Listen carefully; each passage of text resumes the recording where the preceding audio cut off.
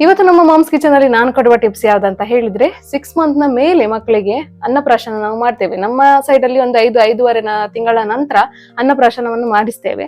ಅನ್ನಪ್ರಾಶನ ಮಾಡಿದ ನಂತರ ಕೊಡುವ ಮೊದಲ ಫುಡ್ ಯಾವ್ದಂತ ನಾನು ನಿಮ್ಗೆ ಇವತ್ತಿನ ವಿಡಿಯೋದಲ್ಲಿ ತಿಳಿಸ್ತಾ ಹೋಗ್ತೇನೆ. ಇವತ್ತು ನಾವು ಕೊಡುವ ಮೊದಲ ಆಹಾರ ಯಾವ್ದಂತ ಹೇಳಿದ್ರೆ ಅನ್ನವನ್ನ ಹೇಗೆ ಕೊಡ್ಬೇಕು 6 ತಿಂಗಳ ನಂತರ ಮಕ್ಕಳಿಗೆ ಅನ್ನೋದನ್ನ ನಾನಿವತ್ತು ತೋರಿಸ್ತೇನೆ. ಅದಕ್ಕೂ ಒಂದು ಪ್ರಾಸೆಸ್ ಇದೆ, ನಮಗೆ ಒಟ್ಟಾರೆ ಕೊಡ್ಲಿಕ್ಕೆ ಆಗುದಿಲ್ಲ. ಅದಕ್ಕೋಸ್ಕರ ನಾನಿಲ್ಲಿ ಬಾಯ್ಲ್ಡ್ ರೈಸ್ ಅನ್ನು ತಗೊಂಡಿದ್ದೇನೆ, ಅಂದ್ರೆ ಕುಚಲಕ್ಕಿ. ಇದು ನಮ್ಮ ಸೈಡ್ ಅಲ್ಲಿ ಮಾಡೋದು, ಹಳ್ಳಿಯಲ್ಲಿ ಈ ರೈಸ್ ಅನ್ನೇ ಮಾಡೋದು. ಇದನ್ನು ಈಗ ಚೆನ್ನಾಗಿ ವಾಶ್ ಮಾಡ್ಬೇಕು. ನಾನು ಸ್ವಲ್ಪ ತಗೊಂಡಿದ್ದೇನೆ ನೋಡಿ, ಒಂದು ಚಿಕ್ಕ ಲೋಟೆಯಲ್ಲಿ ತಗೊಂಡಿದ್ದೇನೆ. ಇಷ್ಟು ಸಹ ಬೇಡ ಮಕ್ಕಳಿಗೆ, ಬಟ್ ಈಗ ನಾವು ಮಾಡುವಾಗ ಸ್ವಲ್ಪ ಮಾಡ್ಲಿಕ್ಕೆ ಆಗುದಿಲ್ಲ, ಅದಕ್ಕೋಸ್ಕರ ಸ್ವಲ್ಪ ಜಾಸ್ತಿಯೇ ಮಾಡ್ತಿದ್ದೇನೆ. ಇದನ್ನು ನಾವೊಂದು ಪಾತ್ರೆಗೆ ಹಾಕಿ ಒಂದು 7-8 ಸರಿ ಇದನ್ನು ಚೆನ್ನಾಗಿ ವಾಶ್ ಮಾಡ್ಬೇಕು. ಇದು ನಮ್ಮ ವೈಟ್ ರೈಸ್ ತರ ಅಲ್ಲ, ಒಂದ್ 2-3 ಸತಿ ತೊಳೆದರೆ ಕೊಳೆ ಹೋಗುದಿಲ್ಲ, ಇದ್ರದ್ದು ತುಂಬಾ ಕೊಳೆ ಇರ್ತದೆ ಇದರಲ್ಲಿ. ಅದಕ್ಕೋಸ್ಕರ ಇದನ್ನು ಚೆನ್ನಾಗಿ ಈಗ ವಾಶ್ ಮಾಡುವ ನಾವು.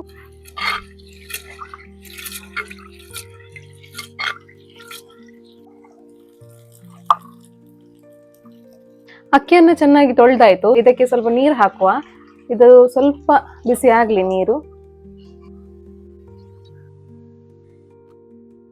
ನೀರು ಕುದಿತಾ ಬಂತು. ಈಗ ನಾವು ಇದಕ್ಕೆ ಅಕ್ಕಿಯನ್ನು ಹಾಕುವ.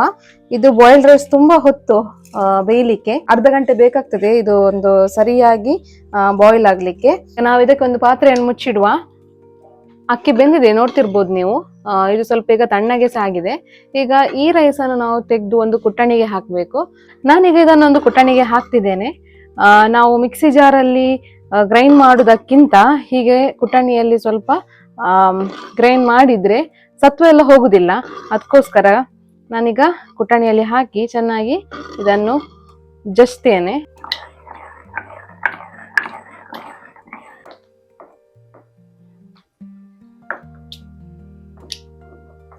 ಇದನ್ನೀಗ ಸಂಪೂರ್ಣವಾಗಿ ಜಜ್ಜಿ ಆಯಿತು.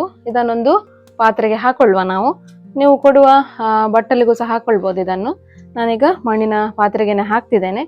ಸೊ ಇಷ್ಟೇ ಅಲ್ಲ, ಇದಕ್ಕೆ ಒಂದು ವಿಶೇಷವಾಗಿ ನಾವೊಂದು ಬಗೆಯನ್ನು ಹಾಕ್ತೇವೆ. ಅದು ಯಾವ್ದಂತ ನಾನು ನಿಮ್ಗೆ ಈಗ ತೋರಿಸ್ತೇನೆ. ಈ ಎಣ್ಣೆ ಬಿಸಿ ಆಯ್ತು. ಇದಕ್ಕೆ ನಾನು ಜಜ್ಜಿದ ಒಂದು ಬೆಳ್ಳುಳ್ಳಿಯನ್ನು ಹಾಕ್ತಿದ್ದೇನೆ ಇಲ್ಲಿ. ಹೀಗೆ ಹಾಕಿ ಕೊಡೋದ್ರಿಂದ ಮಕ್ಕಳ ಹೊಟ್ಟೆ ಹುಳಕ್ಕೆ ಸಮಸ್ಯೆ ಬರುವುದಿಲ್ಲ, ಕೇವಲ ರೈಸ್ ಕೊಡೋದ್ರಿಂದ. ಅದಕ್ಕೋಸ್ಕರನೇ ಹೀಗೆ ಮಾಡಿ ಕೊಡ್ಬೇಕು ನಾವು. ಸ್ವಲ್ಪ ಎಣ್ಣೆ ಕಾದ ನಂತರ ಸ್ವಲ್ಪ ಬೆಳ್ಳುಳ್ಳಿ ಗೋಲ್ಡನ್ ಬ್ರೌನ್ ಕಲರ್ಗೆ ತಿರ್ಬೇಕು. ಸೊ ಅಷ್ಟು ಹೊತ್ತು ನಾವು ಇದನ್ನು ಕಾಯಿಸ್ಬೇಕು. ನೋಡಿ, ಇದು ಸ್ವಲ್ಪ ಗೋಲ್ಡನ್ ಕಲರ್ಗೆ ಬಂದಿತ್ತು. ಸೊ ಇದನ್ನು ನಾವೀಗ ಅನ್ನಕ್ಕೆ ಒಗ್ಗರಣೆ ಕೊಡಬೇಕು. ಸ್ವಲ್ಪ ಎಣ್ಣೆ ಹಾಗೂ ಸ್ವಲ್ಪ ಬೆಳ್ಳುಳ್ಳಿ ಇದನ್ನು ಹಾಕಿ ಚೆನ್ನಾಗಿ ಮಿಕ್ಸ್ ಮಾಡಿ ಮಕ್ಕಳಿಗೆ ಕೊಟ್ಟರೆ, ಸ್ವಲ್ಪ ಉಪ್ಪನ್ನು ಹಾಕಬೇಕು. ಸ್ವಲ್ಪ ತುಂಬ ಅಲ್ಲ, ಎಷ್ಟು ಬೇಕಷ್ಟು ಹಾಕಿ ಹೀಗೆ ಕೈಯಲ್ಲಿ ಚೆನ್ನಾಗಿ ಸ್ಮ್ಯಾಶ್ ಮಾಡಿ ಮಕ್ಕಳಿಗೆ ಡೈಲಿ ಕೊಟ್ಟರೆ ತುಂಬ ಒಳ್ಳೆಯದು. 6 ತಿಂಗಳ ಮೇಲೆ ಹೀಗೆ ನೀವು ಸ್ಟಾರ್ಟ್ ಮಾಡಬೇಕು. ಅನ್ನವನ್ನು ಹೀಗೆ ನೀವು ಕೊಡಬೇಕು. ನೋಡಿದ್ರಲ್ಲ ಇವತ್ತಿನ ಟಿಪ್ಸ್. 6 ತಿಂಗಳ ಮೇಲೆ ನಾವು ಹೇಗೆ ಆಹಾರವನ್ನೆಲ್ಲ ಕೊಡ್ಬೇಕು ಅನ್ನೋದೇ ನಮಗೆ ಕನ್ಫ್ಯೂಷನ್ ಅಲ್ಲಿ ಇರ್ತೇವೆ ನಾವು.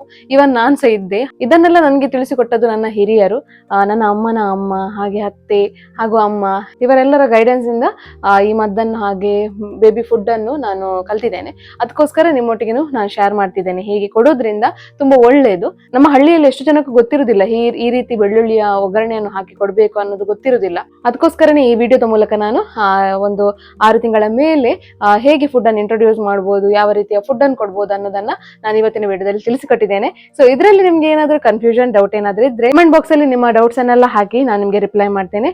ಇವತ್ತಿನ ವಿಡಿಯೋ ಇಷ್ಟ ಆಗಿರ್ಬೋದು ಅಂತ ಅನಿಸ್ತೇನೆ. ಇಷ್ಟ ಆಗಿದ್ರೆ ಒಂದು ಲೈಕ್ ಮಾಡಿ. ಇನ್ನು ಮುಂದಿನ ವಿಡಿಯೋದಲ್ಲಿ ಸಿಗ್ತೇನೆ. ಅಲ್ಲಿವರೆಗೂ ಸ್ಟೇ ಟ್ಯೂನ್. ಟಾಟಾ, ಬಾಯ್.